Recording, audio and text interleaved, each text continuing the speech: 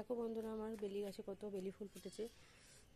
বেশি বড় না, আমার বেলি গাছটা ছোট্ট, তাই দেখো সাদা হয়ে একদম গাছটা ভরে গেছে। আমি এই ফুল তুলে পুজো করব, আর এই ফুল তুলে পুজো করি। ছাদের এই গাছ থেকে সব ফুলে আমার পুজো হয়ে যায়। দেখো কত হয়েছে বেলি ফুল, দেখছো বন্ধুরা। আর দেখো দেখায়, আমার জবা গাছে অনেক ফুল হয়েছে। এই যে এই দেখো, আর শনিবার আবার হনুমান পুজো, আমি শনিবারে মা কালীকেও দেবো আর হনুমানজিকেও দেবো, তুলব এবার। আর এই দেখো গাঁদা আছে, গাঁদা তুলেও ঠাকুরকে দেব।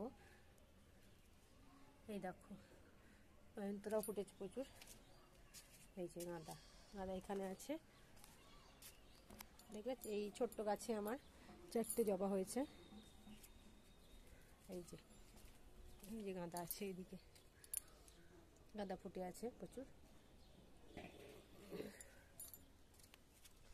আর আছে নয়নতারা, এই যে এটাতে তো ভর্তি নয়নতারা, এখান থেকে নেব। আর এই যে করবী, করবীও অনেক ফুটে আছে, এগুলো দেব ঠাকুরকে। দেখো আমার গাছে কত ফুল ফুটেছে, দেখো প্রত্যেকটা ডালে। আর এতে প্রচুর কুড়ি হয়ে আছে, তো এখানেও এই গাছে প্রচুর কুড়ি হয়ে আছে, প্রত্যেক দিন ফুটতেই থাকে।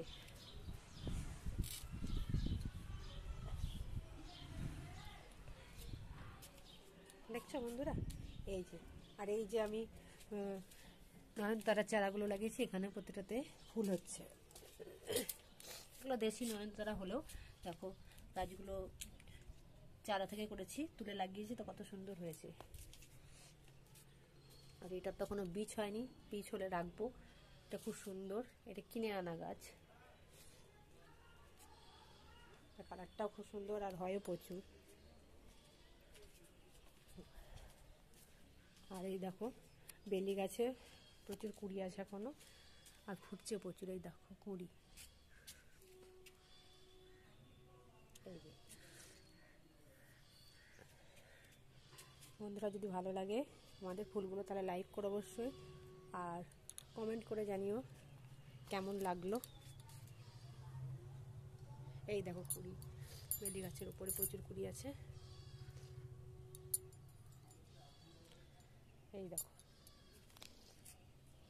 এগুলো তুলে নেবো, কুড়িগুলো কালকে আবার ফুটবে, প্রচুর কুড়ি আছে। ঠিক আছে বন্ধুরা, এই পর্যন্তই। ভালো লাগলে তোমরা অবশ্যই লাইক করো, কমেন্ট করো।